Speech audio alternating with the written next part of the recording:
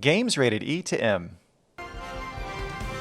Welcome to Nintendo Power Podcast. This episode, we share our first impressions of Paper Mario: The Origami King, take a trip with White Ocean Big Jacket, preview this month's new games, and more.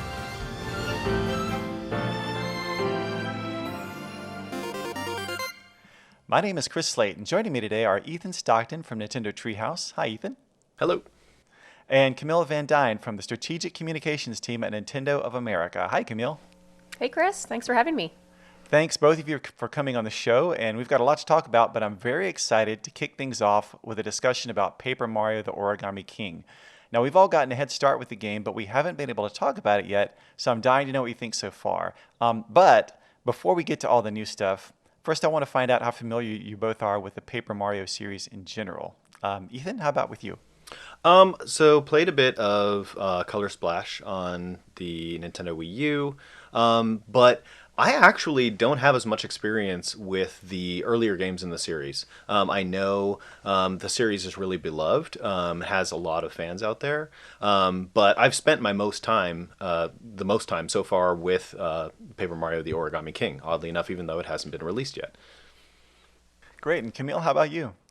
Yeah, for me, Chris, this is actually one of my all-time favorite series. I'm, in general, a huge fan of Super Mario, whether it's a 3D platformer or the Paper Mario series. And I remember when I was younger and the first Paper Mario game came out on Nintendo 64. I was flipping through my Nintendo Power magazine and I cut out all of the characters and pasted them to my binder for school because I was so proud of this new game that I was playing. And I've always just loved the humor and the unique characters that are in the series. Yeah, absolutely. I've started with Paper Mario on Nintendo 64, the first one, and I've played every installment since. And that humor and just the visual aesthetic that's still so unique among other games, it really keeps me coming back. So Yeah. I remember I just have like a memory hearing you guys talk about it made me remember it. Well, I haven't I didn't I kind of like based on where I was like with gaming, I was in college and things were going on when the 64 era was so prominent. I missed some titles like that, but I remember I was living in Japan when the GameCube version came out, Paper Mario: Thousand Year Door, and that just seeing what they were doing with Mario seemed so off the wall and like what even is this, like everything's paper. And I just have that remember seeing advertisements and maybe walking by a video game shop and seeing it on display and thinking that Nintendo was taking this beloved franchise and this super well-known character and doing something so off the wall with it. Seemed just kind of blew me away at the time. yeah, it's one of those series that simultaneously feels very much like Mario, but also really unique and like its own thing. Yeah. And what I like is that even though the humor and certain gameplay mechanics have kind of appeared in every installment, there's also a lot of new stuff, a lot of fresh kind of features in every game in the series. So Ethan, I thought we'd start if you could give us like a quick introduction to this version, to Paper Mario and the Origami King, and tell us a little bit about what's new this time. Sure. Well, origami is kind of one of our, the key words, and I think people will see that if they see any of the trailers that have been released for the game so far. And there is an origami invasion kind of happening in the paper-crafted kingdom that this game takes place in. King Ollie is the aforementioned Origami King, and he wants to refold the world in his vision. Mario meets up with Olivia, who is kind of his partner for the adventure this time around. It's revealed pretty early on that she is King Ollie's sister, and she is determined to travel with Mario and stop her brother from taking over the kingdom. It's a really colorful game. It's very expansive. The environments are filled with detail. And I think people will have a lot of fun just exploring kind of at their own pace, interacting with a wide variety of things. You've got Mario's trusty hammer that he uses to interact with objects, and you've got confetti that you can use to repair damage that's been done to the paper landscape. And there's a great new battle system that we can talk about a little bit.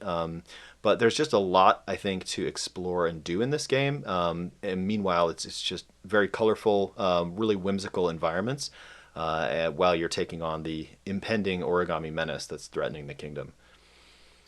Yeah, yeah. All that, we're going to dig into all that stuff, but first, Camille, I wanted to find out, when you first started playing this game, all that those new features that Ethan talked about. What was it that jumped off to you the most, or I guess just in general, what was your biggest, kind of strongest first impression? Yeah, a couple of things. I think, Ethan, the word whimsical that you used describes so well how I feel when I'm playing this game. It just transports you into this wonderful, kind of kooky, fun world. And each of the areas that you are exploring are so unique, and the environments are so detailed. And I have to say, one of my favorite things, and one of the tips that I'll share with everyone, is hammer everything, because you never know how the environment is going to react. And there have been several times where I've thought to myself, oh, it'd be so cool if I hammered this and something happened. And then I tried it and it actually did Yeah. cause a reaction in the game. And there's so many clever ways that you can really engage with the environment and the characters in this game that I think that's been one of my favorite things so far. Yeah, yeah. Speaking of hammering everything, there's toads hiding all over the place. Maybe not so much hiding on purpose, but they've been hidden Yeah. by the bad guys, and some of them are a little obvious, and then some of them, you pat yourself on the back because you spotted them and you figured out where they were hiding, and you're able to hammer them and get them out.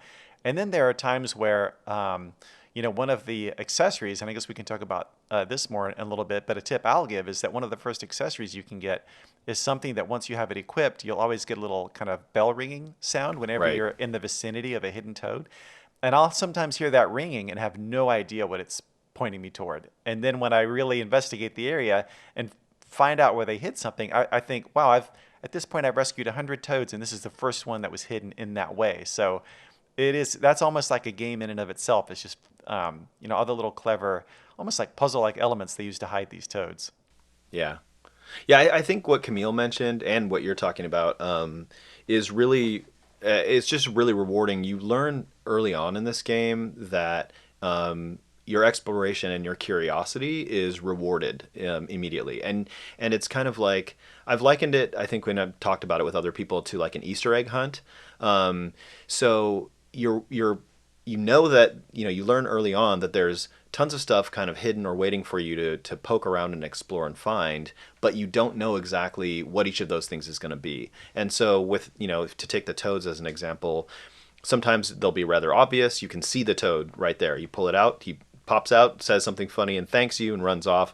But then you also will find something that just looks a little odd in the environment and explore it, and it will reveal a couple of toads in this dramatic animated sequence that's completely unique from anything else you've seen so far. And you kind of quickly learn, like, I'm going to explore a lot, but I don't exactly know what I'm going to find, which just makes you want to explore more. So I've found that kind of like feedback loop really fun. Yeah, there are so many times where you're about to go up a set of stairs, but you kind of look closer and you realize, hey, I could barely kind of squeeze behind those stairs. And then that takes you to this whole other path that's a little Yeah. bit hidden. Yeah. So you really have to keep an eye out. And then also we've got the thousand-fold arms ability, which is new, and people have probably seen in the trailers, where you stand on certain symbols, and then that allows you to kind of use motion controls. You get these big kind of I don't know, like accordion folded kind of arms that come out. You can kind of smash into things or grab things and pull parts of the scenery back. That's just another way to kind of explore the world and find some hidden things. Yeah, yeah. And you can also you end up using those in battle occasionally as well. I'm thinking of boss battles. So you'll get to a point where the boss is in like a weakened state, and you can use the thousandfold arms to deal some extra damage or whatever. So it's kind of a fun thing that's new to this title specifically, and it breaks up other gameplay that you're doing by throwing in like, okay, I'm using these wacky arms to try and find what bit to interact with or whatever. But yeah, I really like it. Yeah, no, we haven't gotten too much into the battle system yet, but that is one of the new, really interesting features in this game.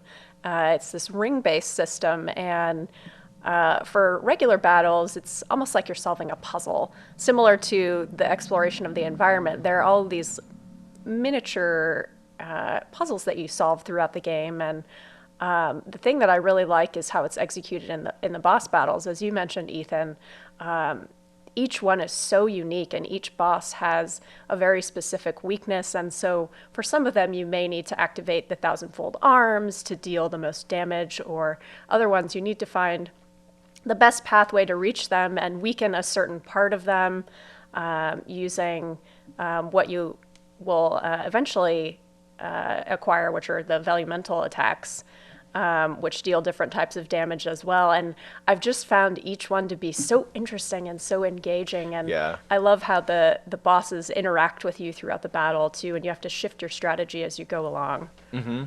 Yeah, there's kind of two kinds of bosses in the game, and you'll learn. I mean, if you see in the very early story setup, King Ollie wraps up Princess Peach's castle in these 5 giant paper streamers, and whisks it away to this like distant mountaintop. And each of those streamers that's wrapped around the castle is extending out to a different region of the kingdom.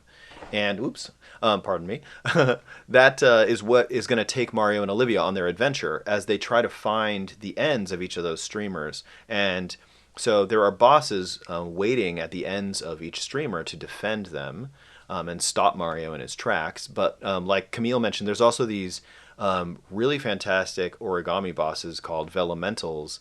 And they are each kind of associated with like an element. So there's like earth, and each time they are defeated, Olivia is going to gain a new ability, reminiscent of what their ability was that she'll be able to use going forward. The bosses are definitely some cool, like creative showpieces in the game, I think. Really something to look forward to. Yeah, and like you guys touched on, the bosses kind of flip the new battle system around, where normally Mario's in the middle of the battle arena, and you have to kind of line up the bad guys that are all around you into rows or into groups that makes them easier for you to attack when you get to the attack turns. So that's an extra bit of kind of puzzling strategy. But then with the bosses, it's reversed, and they're in the middle, and Mario has to find a way to get through the outer rings to the boss. Yep. And so navigating that, kind of choosing the correct or moving the rings into kind of the correct grouping to be able to do that, and then choosing, do you want to do a normal attack, jumping or one of your different hammers or other weapons you might have, or do you want to try to use the thousandfold arms if you can land on the right spot? You can also navigate through little areas that will give you tips on the boss, and so there's just all these different layers to the strategy, and really keeps your brain working overtime. And I just feel like, especially the boss battles, they're really deep and there's a lot to them. But even regular battles that you just come across with, whether it's Shy Guys or Goombas or whoever, just popping in there, it's just so satisfying to me. Even some of the simple patterns where you have to line them up to do that, and then if you do it perfectly, then you've got just enough turns to be able to take everyone out before the bad guys even get a turn in. Yeah. So it really feels like, if you match everything up just right, it really feels like you're like, yeah, I really did that perfect. I'm a pro at this. Yeah, it is super satisfying, I think, when you really kind of get on a groove with the battles. And like you guys have mentioned, there's this like timed puzzle solving element at the beginning of each battle, even in the boss battles as well. And you're lining enemies up to both get a damage bonus, but also to be able to defeat them the most efficiently. And yeah, when you often find that when you do solve that puzzle perfectly, you have just what it takes to kind of take everybody out in one go. What's cool about that as well is, like, if you want to just blast through and you get to a point where you're like, I'm tired of solving puzzles, you can just kind of, you're not required to solve those puzzles. You're not penalized for it. So like, if you don't figure it out or you just don't want to, you'll still proceed into kind of the turn-based part of the battle. You might have to work a little harder to get rid of the enemies, but I like that the system is flexible enough to let you move forward anyway, even if you're just tired of solving puzzles or whatever for that that time of the day, whatever it happens to be. Yeah, it really allows you Oh, sorry, Chris. Oh, no, you I go was ahead. just going to say, it really allows you to play at your own pace and in your own style as well. And another thing to add there is it's an added incentive to find as many toads as you can, because if you get to one of the standard battles and you're like, oh, okay, well, I don't really feel like solving the puzzle myself this time, you can spend some of your coins and the toads that you've rescued will come in and help you solve the puzzle, so you can still get those damage bonuses even without necessarily having to do it yourself. And they'll also give you sometimes some extra items like a fire flower or a mushroom that will enhance your battle strategy as well. Yeah, I like how there's lots of approaches. And speaking of those toads, it's fun as you find more and more toads in the world to see them populate kind of the stands and the little arena around your battle stage. Yeah, and they'll like comment on what's going on, and yeah. Yeah, they'll have like little. You can ignore them if you want, but you can look closely and see little word balloons above their heads, and they're thinking, "Oh, I can't watch this." Or Yeah. if in the actual world you initiate the battle by hitting an enemy with a hammer or jumping on them, so you get a little bonus damage at the beginning. The toad and will always be a toad in the crowd that says he never saw it coming. Yeah. They'll get really into it. Yeah, there's a lot of details to notice. And one of the other cool things with toads, finding them, in the environment, they do add to this kind of audience that's watching you that will help you. If you want to kind of call a toad, that's not an official terminology, but but also when you're finding toads in the environment, they'll occasionally run back and repopulate Toad Town. Or whatever town of whatever region you happen to be in.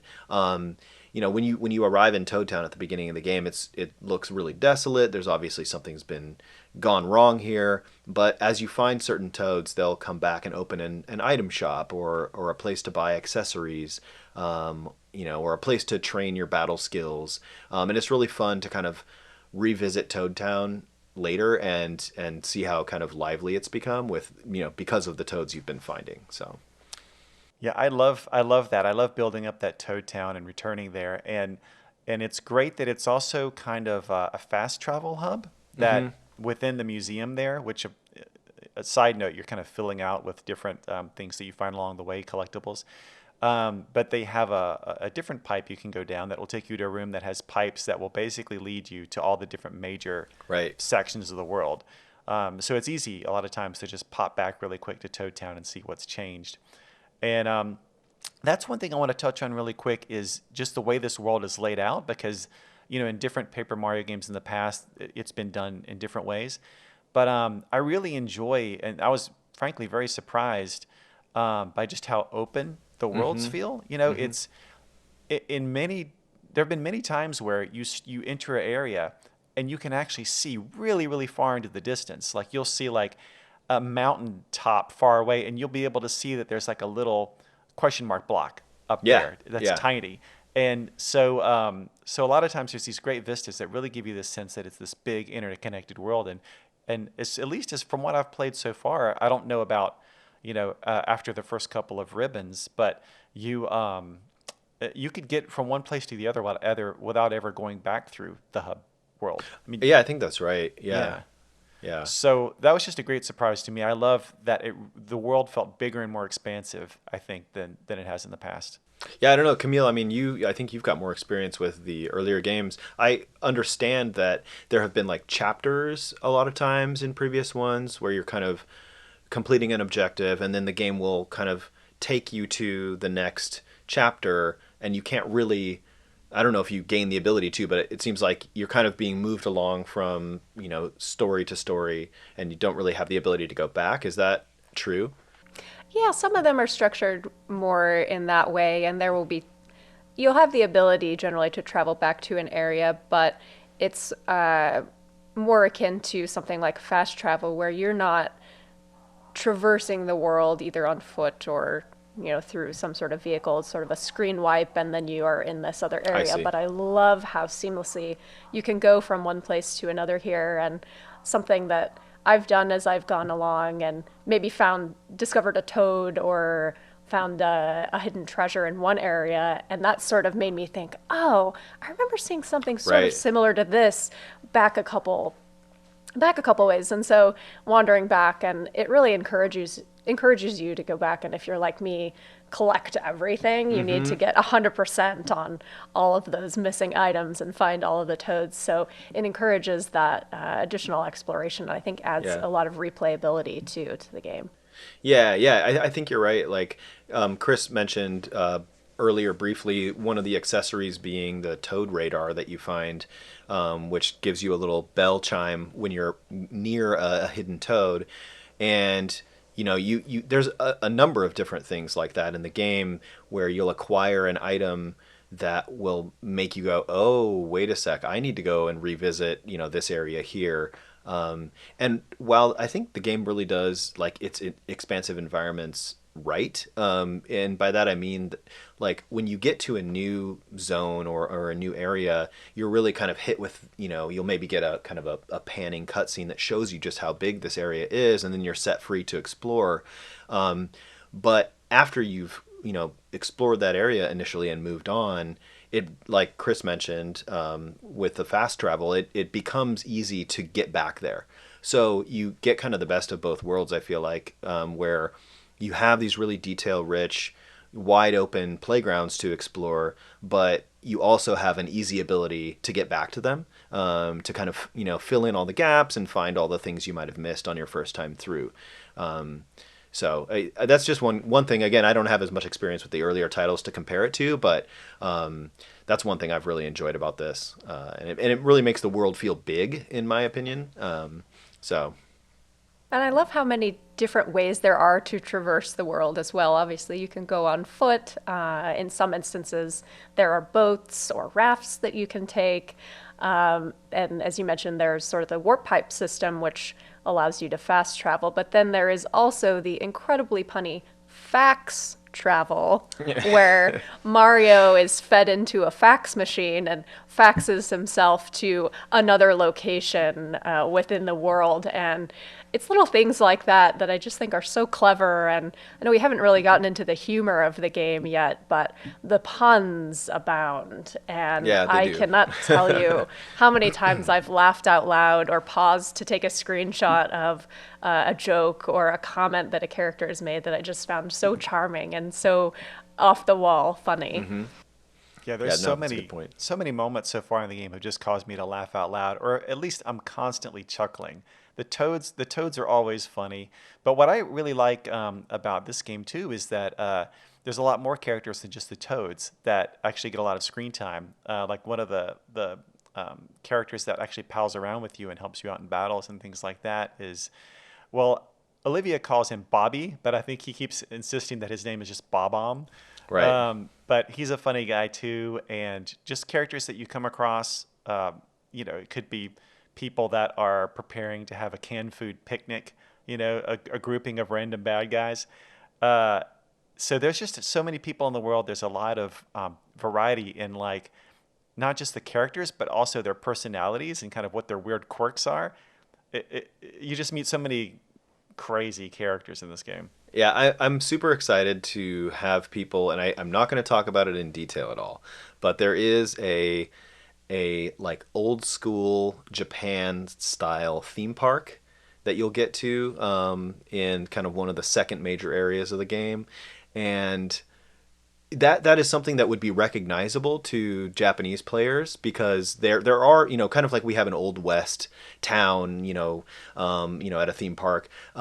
Those are things that are known to a Japanese audience, even though it'll still be fun to see it done in a Paper Mario take. But for our audience who's less familiar with that, in North America, it really kind of comes out of left field, but is really charming. And I'm really excited for people to explore that and to hear what they think about it. Yeah, I love that area, and that made me think of something else that really struck me about this game is, you laid it out earlier, the basic structure of the game. There's a certain number of ribbons, they all kind of lead to a boss, and the main thrust of the game is going from section, area and one area in a world to the next to kind of deal with these ribbons and these bosses. So, but setting that aside, the actual in-between moments are very different. Like the pacing and the structure and what you do in kind of that first main area to get to the first ribbon compared to how you get to the next ribbon. is so very different. And so, when you're in that theme park that you're talking about, there's a lot of exploration, going in and out of rooms. There's a whole, yeah, I don't want to spoil too much either, but there's like a whole kind of tricky trap ninja house kind of thing that you have to go into and navigate. So, even though you're doing the same basic mechanics, the actual structure that you're constantly going through, there's a ton of variety there. So that's one thing that just really impressed me, is that there just seems to be this endless number of wacky ideas in this game.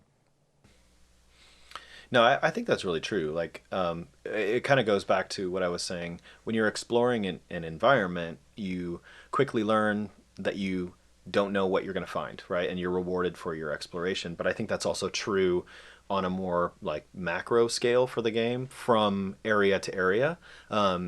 The game kind of quickly teaches you that each area you visit is going to be different from the last. And like Camille mentioned, suddenly you're on a boat and you're traveling across, you're using that as your mode of transportation. That kind of comes out of nowhere, and the game kind of keeps showing you like, yep, I can do this too, and really keeps you on your toes. Yeah, absolutely. And then, Camille, you mentioned we haven't talked too much about the humor, but that is a huge reason to play the game and to play any Paper Mario game, because they're just so consistently funny, at least to me. And I don't want to give away any of the good jokes, but there's so many moments. I mean, pretty early on, you meet these trees, and you have a conversation with these trees that is pretty hilarious and turns into kind of a big number. And then I'm just gonna, without giving anything away, I'm just gonna say Birdo. Birdo Oh, had me in stitches. chef's kiss. Oh yeah. Yeah, there are so many moments like that. I agree. I don't want to give away too much, but even just the one-liners that some of the characters will spout out as you're exploring a new area. I think one of my favorites that I'll share is as you're exploring early on in the game, you'll encounter some Koopa Troopas who are going to worship at this sort of shrine, and they say, "Are you also here to seek salvation?" And it's just things like that that just kill me. I'm a sucker for puns, but each character has a very unique personality, as you mentioned, Chris, and the one-liners, just they never get old. I just find this game to be so charming, and each area really has a different take, and you feel like you're in a new place as you're interacting with the characters in the world. No two areas feel the same. Yeah, yeah, and it's interesting too because folks who are familiar with Paper Mario series will know, but in this game Mario is kind of the silent protagonist, right? And he's there and he reacts to everything, and he's certainly your character who's doing all the action, but it's Olivia and the characters around Mario that do all of the talking and kind of describe what's happening in the world. And so you really do get these rich personalities, and I love Olivia's personality.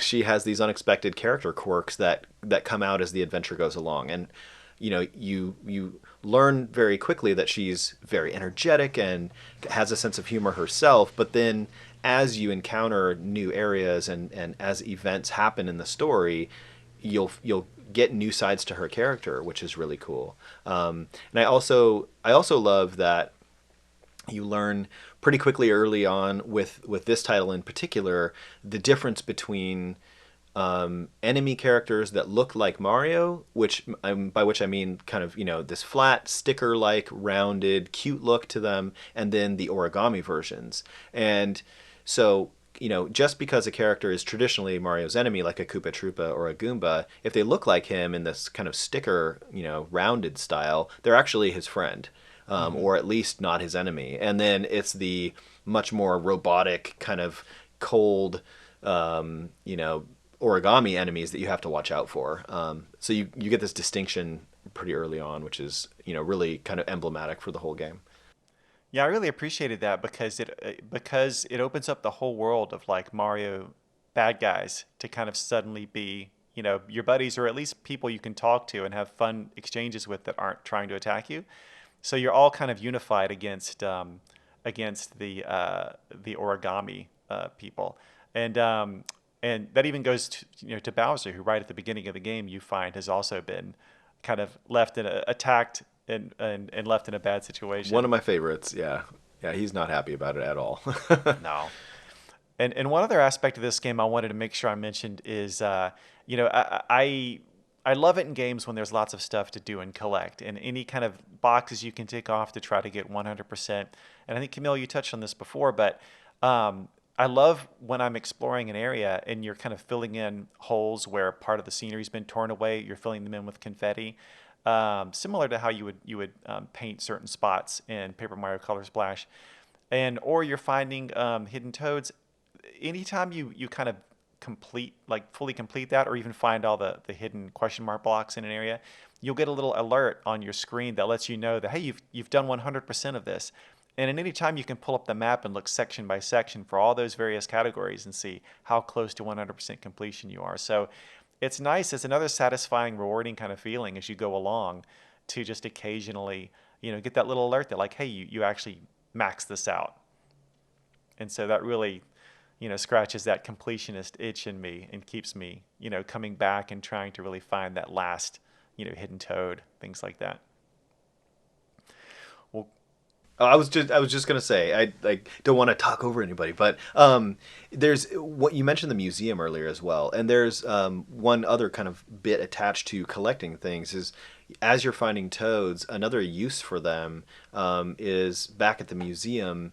The game's development team has actually taken a lot of artwork, art assets, and concept art and neat things that won't be in the game that you're playing exactly, but put them in the museum, and you can spend the toads that you have collected to unlock pieces of artwork that are really kind of a cool behind the scenes look at how they've come up with the designs for the bosses or the environments that you're exploring, and it's just another cool use for the toads that you're collecting. So just wanted to mention that. That's awesome. Thanks for that. I've been into the museum many times to fast travel, but I admit I've kind of just raced in and out of there. Yeah. And I kept thinking, after I've found a lot of collectibles and things, that's when I'll come back and really experience what the museum has to offer. But it seems like I'm missing out on some stuff already. Yeah, there's some cool stuff in there. Definitely worth checking out. Cool. Well, I could go on and on and on about this game, but I'll just say, is there any last bits, anything we didn't get to cover off on that you guys would want to mention before we move ahead? Camille, do you want to Well, go? I think the museum just reminded me of this, and as you were talking about the art style, I know we've discussed how unique each area is, but something that really brings it to life for me is the music. And the soundtrack in this game is phenomenal. And sometimes I'm almost caught off guard as I walk into a new area and the music changes in a way that it makes me think, what am I about to encounter here? Sometimes it'll be a little sinister.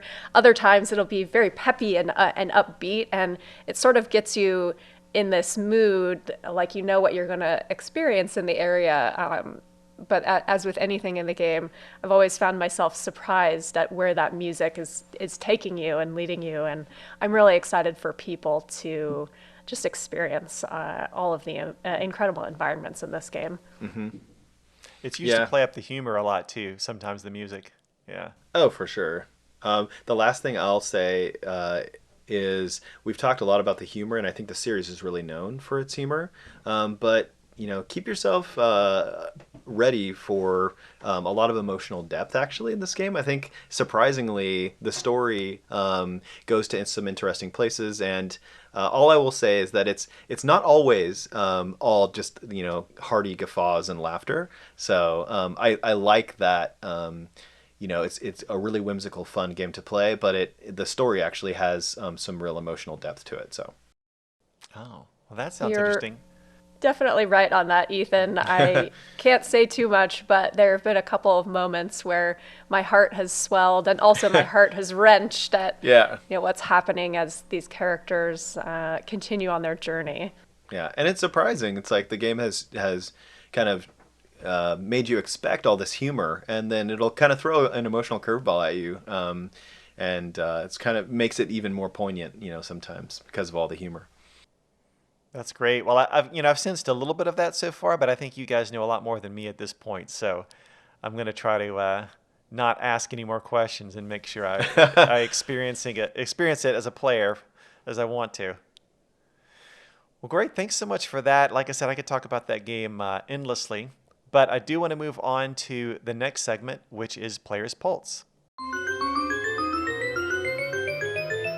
Now, a few days ago, we posted 3 polls on Twitter for Nintendo fans and received over 100,000 votes. So thanks to everyone who took part in these polls. And the first question what we asked was, which is the most helpful talking headwear? And the choices were Eslo, which people may remember from as Link's hat from The Legend of Zelda, the Minish Cap, or Cappy, which is obviously from Super Mario Odyssey. Any guesses as to which got the most votes? Oh, that's a really tough choice. I have to say I'm a little biased personally towards Cappy, and I think any talking hat that allows you to transform into numerous other beings and sort of see life through a frog's eyes, for example, probably has the edge in my book. I'm going to guess that Cappy won, just due to, its recent, people knowing about it more recently. Maybe not as many people knowing about Eslo, but my heart goes to Eslo. What is better than a sassy, weird, like, metamorphosizing bird creature that attaches to the top of your head? I mean, I love that guy. I love them both too. You're right. Cappy did win with a whopping 76% of the vote. But Eslo is getting to be a little bit of a deep cut now for I think more modern generations of players. I think he still did pretty well with over 20% of the vote. Yeah. The next question was when playing multiplayer, do you care if your player won? So what do you think? People could either choose yes or either is fine. Camille, when you're playing, do you feel this urge to be player 1, or are you really cool being player 2? I don't know that I should admit this or not, but I definitely am one of those people who needs to feel the power and the control of being player 1. You want to choose all the options, right? I absolutely do, and I cannot tell you how many fights I got in with my brother and my cousins when we were younger, and it was a race to log in first and punch your character selection first in Mario Kart or something, and if we didn't get player 1, we'd immediately hit reset button and be like, oh no, it's do-over. Yeah, I have memories of that. So I mean, the bigger struggle in my house these days is a lot of games I play with my kids, like, Mario Kart 8 Deluxe. Multiple players can control things from, like, the menu screens, or like with Super Smash Bros. Ultimate. And so the bigger thing is, like, who is touching the controller? Like, stop it, and, and it's not me, and there'll be like 4 people in the room. So that's a fun family struggle that we have. But I do have strong memories, kind of like Camille mentioned, of being a kid. And like a lot of games on the NES or the Super NES would, like, if you were player 1, you would be in a particular side of the screen, or you would start on the left, or your character would be a certain color. And you would get used to that. And then playing any other way would just be unacceptable at that point. And, Can't do it. It oftentimes, like Camille also mentioned, got into sibling hierarchy. And, it's like, I feel like there are a lot of little brothers and little sisters out there that were probably relegated to player 2 against their wishes. But, yeah. Yeah, I mean, driving your cart on the left side of the screen when you're sitting on the right side of the couch, that's just unimaginable. Well, the votes were in, and 56% said either is fine. Although almost 44% said they've got to be player 1, so it was close. Huh, interesting. All right, and the final poll question that we asked people was, who would you pick to captain your team? And the choices were Captain Falcon, Captain Olimar, Captain Toad, or Cap'n from Animal Crossing. Who would you choose, Ethan? I would. The just hair trigger response is Captain Falcon for me. Interesting. Yeah, I big F-Zero fan from back in the day. I also like Captain Falcon from Super Smash Brothers. He's just so bold, and I don't know. have a strong captain association with him. So Camille, we got Captain Falcon, Captain Olimar, Captain Toad, or Cap'n? For me, it's gotta be Captain Toad, and it's because he's always ready for adventure. But what if that adventure is on a slightly higher platform? He cannot jump to get you there. Oh, that is true. but he never stops. He will find a way through. You know, That's I true. think that's what gives him the added sense of adventure and willingness to continue on. yeah. Well, if it were me, I could not vote for Captain Falcon, but I do feel like he would probably be a pretty poor leader in that whatever your project was would end up on fire from a Falcon punch. Right. He's just punching everything. Captain Olimar's probably the best at actually organizing people and getting a task done. You've but, really thought this through, Chris. But the majority of voters sided with Captain Falcon, 52.9%. Wow. I think the entertainment value is just too high there to not go Falcon with that. punching away the competition. Captain Toad, though, did come in second at 22%. Very Ah. respectable position. Yeah. I love Captain Toad as well. So thanks again to everyone who participated in those polls. We're going to put some up again for next episode, just for giggles, just because. And now we're going to move on to our next segment, which is Nintendo Power Game Club. Now, this is the new section that we started last episode where we talk about a game that we all chose to play beforehand, kind of like a book club. And we also kind of went out on Twitter and let people know what that game would be in case you wanted to play along. And this time we picked a game called Wide Ocean Big Jacket, which was developed by Turnfollow. And before we dig in, I wanted to read really quickly a basic summary of the game. This is actually the one from the games page at Nintendo.com. An aunt and uncle take their middle school niece and her boyfriend on an overnight camping trip in Wide Ocean Big Jacket. Take part in a classic camping trip. Roast hot dogs on the fire, go bird watching, tell ghost stories, grab a beverage from the cooler, and do cartwheels on the beach. Wide Ocean Big Jacket is a short story game including 20 chapters, 4 playable characters, 10,000 words of dialogue, and 8 explorable areas, all rendered in a beautiful 2D/3D art style.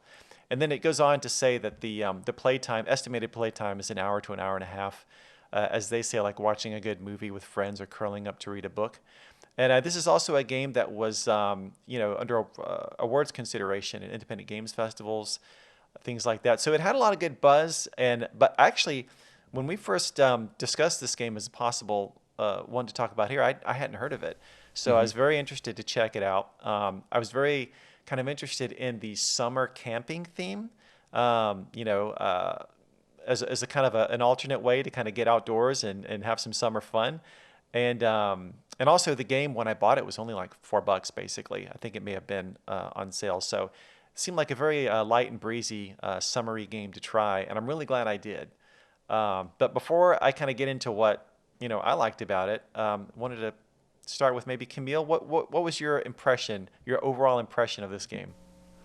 Yeah, I think what the description said about sitting down and just enjoying a good movie or a really relaxing couple episodes of a TV show, this put me very much in that place. And we've talked a little bit about nostalgia on the show so far, and this game gave me all the feels. It really took me back to my childhood and camping trips that I used to go on with my own family, and was just almost like a nice stroll down memory lane. And at the same time, it takes a look at some of the silly and sometimes messy and awkward conversations you get into with other members of your family. And I don't know, I really enjoyed it. I think it's a great game for summer and certainly made me want to go back outside.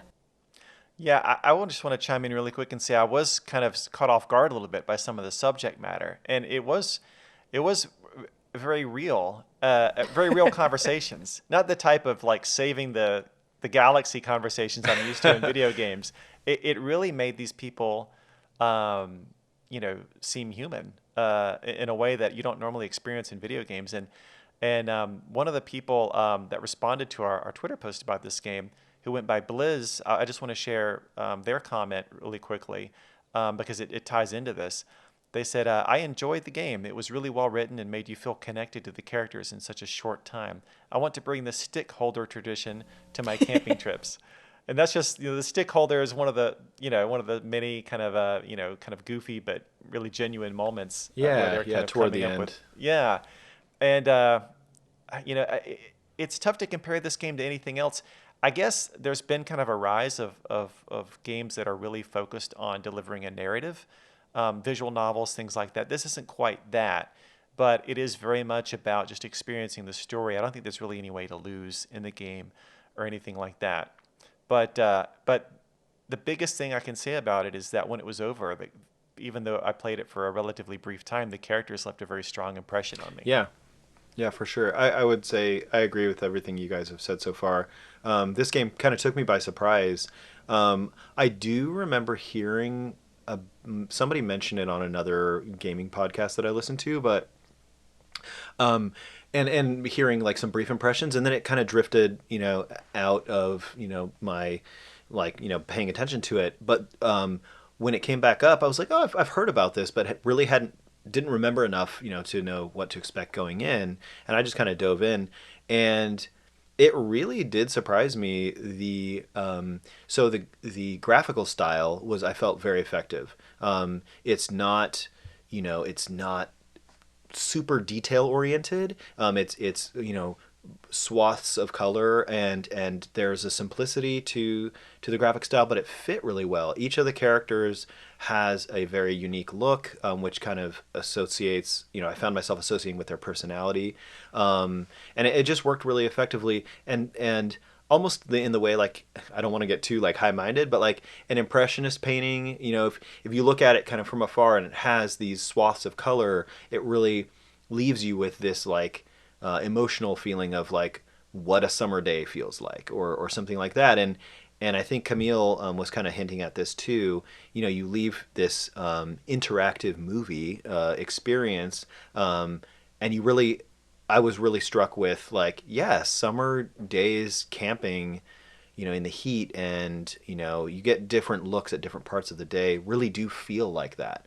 And then, like you guys also mentioned, the dialogue and the interactions between the characters are not perfect. There are some edges to them, and a lot of the experience, you get to experience the story through different perspectives, right? You're jumping between characters, but two of the characters are, it seems like, in their early teens, and their experience and their perspective is definitely different from the two adults they're with, and just the kind of random, pointless yet really probably meaningful to them conversations that these kids have with each other. Yeah, like you said, Chris, really stuck with me, even though the experience, was relatively short. Yeah, I like how you get kind of the juxtaposition of Mord and Ben, who are the two teens, and kind of their first experience, being boyfriend girlfriend basically, and then Mord's Aunt Chloanne and her Uncle Brad, and you're getting to see kind of from their perspective of having been married for quite a while, Right. and some of the story beats kind of pick up off of kind of where they're all at. For Mord and Ben, it's a lot of firsts, and for Chloanne and Brad, it's kind of in at least certain cases kind of rehashing old issues. But it's always kept pretty light. I mean, even though it can be kind of weighty, it was never like you're ripped away from kind of the fun nostalgic summer feel of it by a lot of like arguments or anything like that. But it gave you some stuff to think about. You hinted at it earlier too, but I think it also wraps up on a nice tone.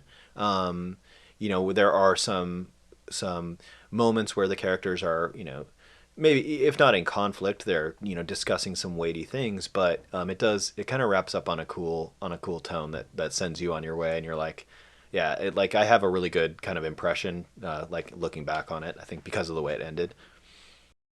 Yeah, and Yeah, I and think. it's Sorry, go ahead. oh, I was just gonna say it's such a seemingly simple concept, right? But you really are brought into this day in the life of each of these characters and seeing the world through their perspective, and you're able to relate, or at least I felt like I was able to relate very well to each one of them in different instances. Like, I Yeah. have personally experienced this emotion that Ben is feeling, or this awkward conversation that Chloanne is having right now. it was all very relatable, no matter which character you were seeing the game through at any given point. And I really enjoyed that. And I agree. I think that's what made it really stick with me.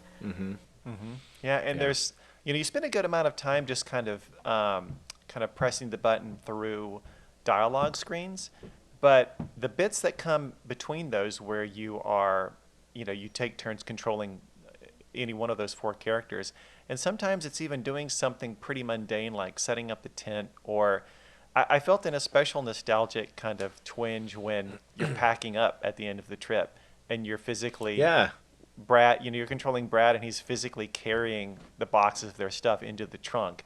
And even though there's no like deep gameplay mechanic to that, just going through the motions of doing it really lands in a way that resonates more than if you just if the game just told you, oh, he packed the trunk or something.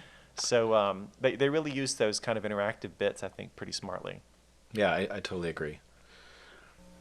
Yeah, it made me feel like oh, I don't want the camping trip to end yet. It's sort of that I absolutely have experienced the feeling of, oh, it's time to take the tent down now and pack up the car. And with people, right now, some people are going camping and that's great, but with not everybody who might be camping, going out on a camping trip, this is probably a cool title to check out right now. Just like get a solid dose of summer camping nostalgia, and without having to leave your house.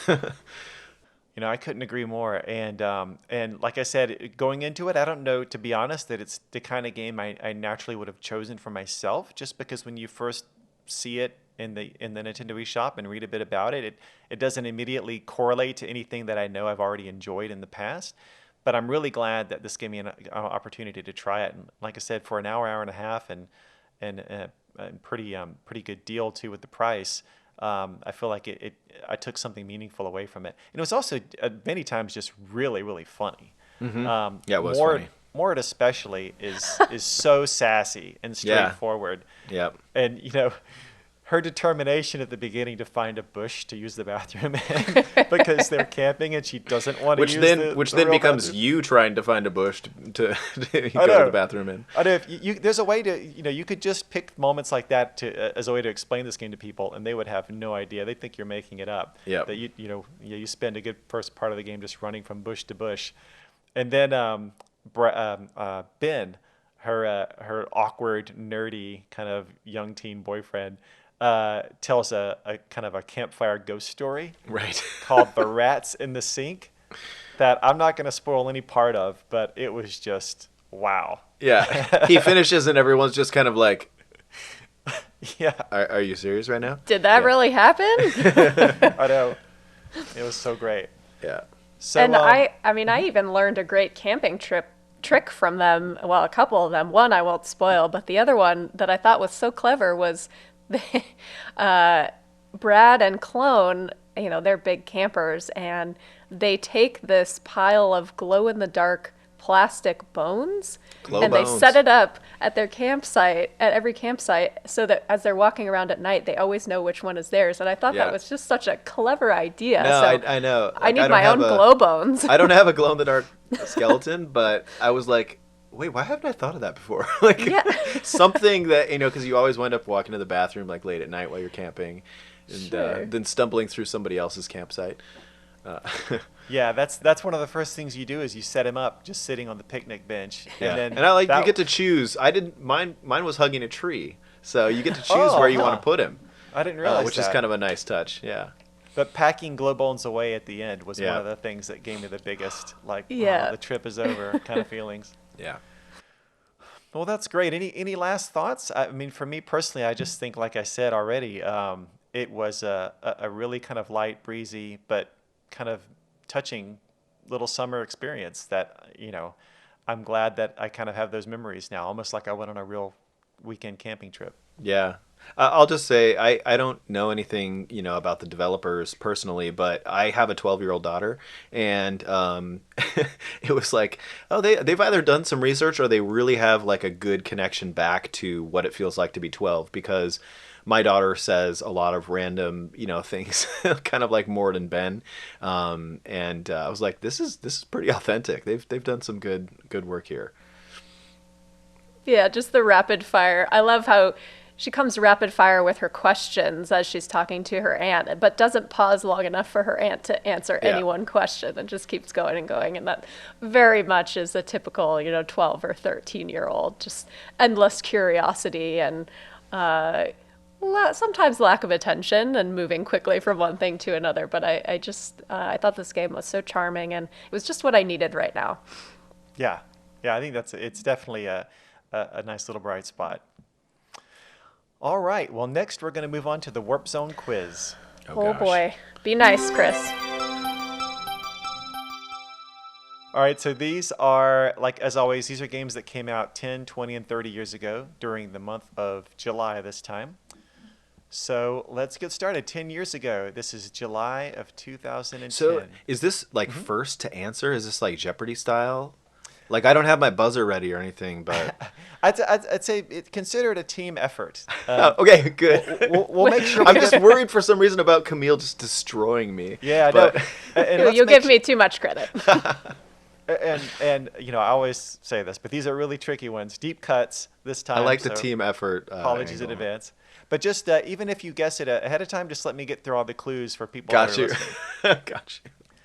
All right, so again, 10 years ago, this is in July of 2010. The clues are, this installment in a storied Square Enix RPG series released for Nintendo DS. You play as a Celestrian, one of the guardians of mortal kind who dwell in the observatory, and you embarked on a quest filled with firsts for the series, such as the first touchscreen controls.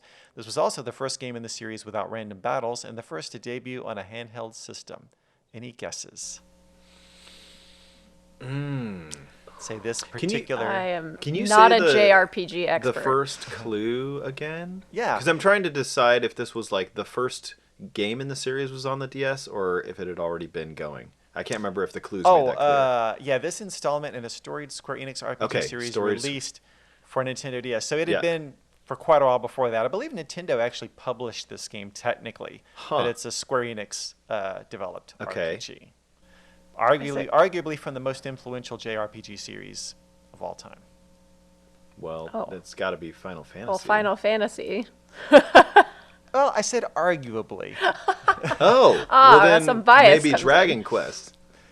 There you go. It is Dragon Quest. Dragon Quest 9? Yep, that's it. Dragon Okay. Quest 9, Sentinels of the Starry Skies. Okay. Well done, sir. I was thinking more of Square than of Enix because like originally they were separate, but anyway. Also regionally probably. Right, plays super into popular it. in Japan. Dragon Quest is like a massive phenomenon over there. Yeah, always has been. All right, so this next game came out 20 years ago. This is in July of 2000. And the clues are, Acclaim published a top-down action game for Game Boy Color that was the third installment in a series that first gained popularity on Nintendo 64 as a first-person shooter that pit a Native American time-traveling warrior against dinosaurs. Any guesses? That's it. And I'm going to cut you guys off there because there's no way you're going to know exactly which version this is. No, like I don't even think I knew that there was a Game Boy Color version of Turok. Yeah, this one's either. actually, this one was Turok 3 Shadow of Oblivion. Whoa. Okay. And it's top down because like you probably wouldn't have tried to pull off an FPS Turok on Game Boy Color, but Yeah. wow, Probably not. that's amazing. Wow, well done, Camille. All right, so this Pulling last us back one, from the brink, Camille. you guys are 2 for 2 so far. I'm sure this last one's just going to be a piece of cake. 30 years ago, in July of 1990, the clues are Data East released a bodacious beat-em-up for NES that pit 2 players against the despicable Dragon Ninja in a mission to rescue President Ronnie. After my punching gosh. and kicking through city streets, a forest, and across the top of a big rig and a train, you celebrate victory by grabbing hamburgers with the president. Oh my gosh. Any I'm guesses? in. Yeah. I mean, I'm bad enough to save the president in Bad Dudes. Are we talking about Bad Dudes? Well done. 3 Okay. for 3. It was Bad Dudes. I also want to give a Ethan, shout out amazing. to... So that goes back to our Player One conversation because my brother and I played Bad Dudes on the NES, and I always insisted on being player one in that game. You were a bad enough dude to hog that player one controller. That's right. I also want to give a quick shout out to Crystallis, which is a lesser known game maybe, but I'm a big fan of it. That came out that month as well. Huh. Wow. Famous, 30 years ago. That's crazy. Yeah. Feeling old over here. Got to dig into the brain archives for Yeah. that one. But don't get cocky. There's one more question left. Okay. This is the bonus audio question. I'm going to play a sound effect from a Nintendo video game, and let's see if you can guess what the sound effect is and which game it's from. Okay. Okay, here we go. I'm going to play it one more time.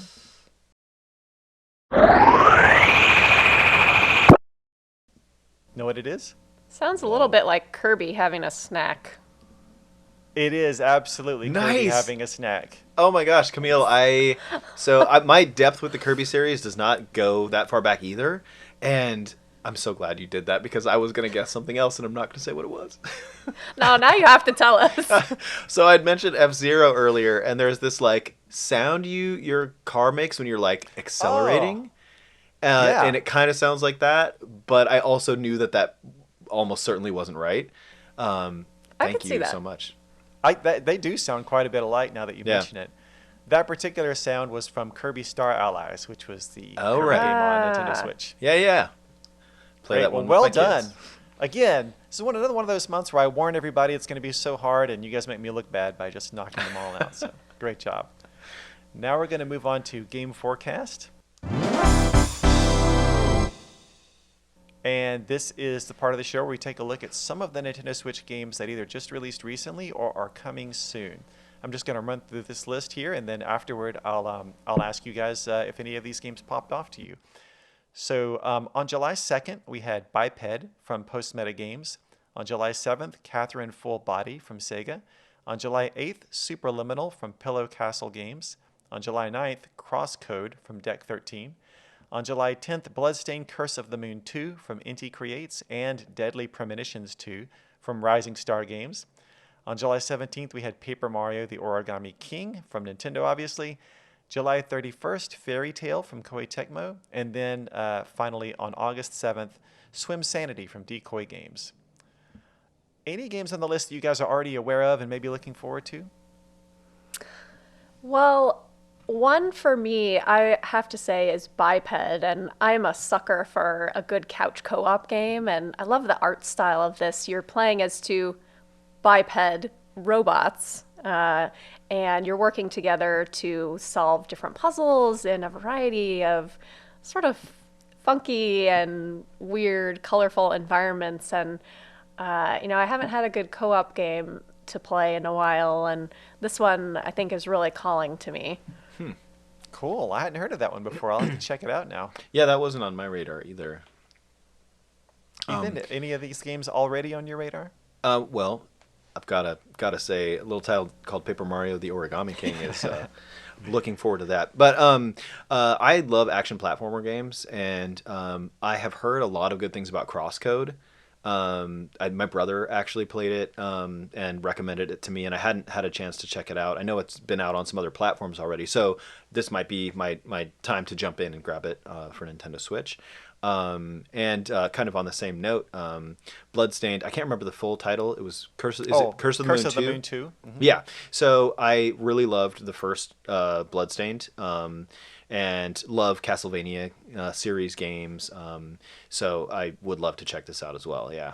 And then Swim Sanity, is that the last one you mentioned? Yeah. Uh-huh. I don't know anything about it, but again, kind of on the summer, theme. It sounds like a good summer game. Again, I'll have to check it out after this, but I'm just assuming it would fit well in the summer months. Yeah. That name definitely has piqued my interest. So I'm gonna have to look into that. Yeah. My top pick is Bloodstained Curse of the Moon 2. I agree with you. I enjoyed Bloodstained, I guess what you'd say is the main Bloodstained game that came out. Right. But the first Bloodstained Curse of the Moon was this little spin-off game that Inti Creates did, and it has 8-bit graphics and plays a lot like the old NES Castlevania games, kind of stage-by-stage progression. And I love that game so much. It's one of the rare games I went through and I beat it on like every difficulty mode using all the different characters. And it was just so well done. So when I heard they were going to make a sequel, I almost said I was over the moon. Apologize for that unintentional bad pun. But I was over the moon, and I cannot wait to dig into this. I'm just so happy that it exists. And it's if it's like the first game, it'll have great boss fights, the ability to swap between multiple characters. I think you can actually play co-op now, which is amazing. So that's just a little gem I didn't know I was going to get this summer. Yeah, these are great. And every once in a while you get these titles where you're like, what are these developers doing? Where, they're making this main game that's kind of the showpiece, and then they go off and they're like, you know what? We're just going to make like a retro style, version of this as well, just because we love it so much. And it's just stunning to me when, developers go the extra mile to do stuff like this. So yeah, I'm really looking forward to it as well. Yeah, there's another little Inti Creates gem. People may remember Mighty Number 9. And then also Inti Creates has their own series called Gunvolt, I think. Yeah, Azure Striker Gunvolt. Yeah, and they did a combination 8-bit style game called Mighty Gunvolt Burst, I think it was called, that basically plays, especially if you choose the Mighty Number 9 character, basically plays like an NES Mega Man game. Right. And it was really, really good with a lot of kind of weapon customization and things like that gets pretty deep. So, and then Inti Creates also did the new Blaster Master games. So cool. They've got a lot of great retro-inspired games on Nintendo Switch. Yeah. Yeah, a lot of their stuff just seems like, labors of love. A lot of things where it's like they didn't have to go that extra mile, but they just did it because they love, either the original material or some of the stuff that it's like an homage to. So yeah, love that developer. Yeah, absolutely. Well, Ethan and Camille, thanks so much for coming on the show. It's been a blast. Yeah, thanks so much for having us. Yeah, it was really cool. And that's it for this episode of Nintendo Power Podcast. If you have any comments or questions you'd like us to consider answering on the show, you can always email us at nintendopowerpodcast@noa.nintendo.com. Also, we always appreciate it if you can leave a review, and be sure to subscribe so you get new episodes as soon as they're ready. Thanks for listening, and keep playing with power.